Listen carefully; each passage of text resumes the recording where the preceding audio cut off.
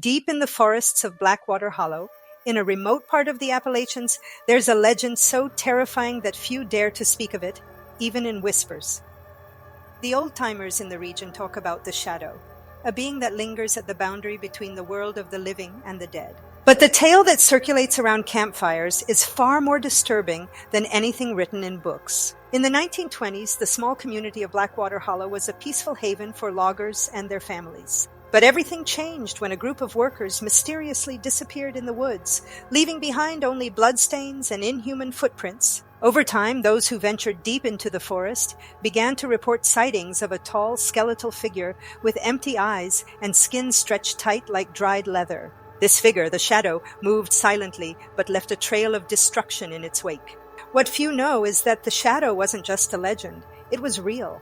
And its origin is even more horrifying. It's said that in the 19th century, a small village in the vicinity was destroyed by a cult that worshipped an ancient ravenous god. They believed that through human sacrifices, they could bring prosperity and protection to the region. The victims were forcibly taken to the forest, where they were skinned alive and left to die under the moonlight.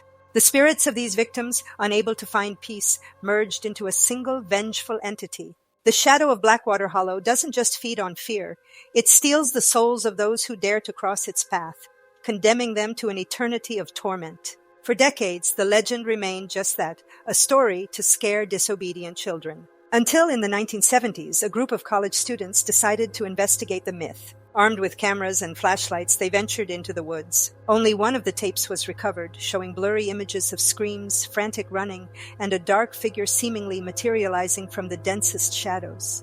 What happened to those students was never fully explained. Their bodies were never found.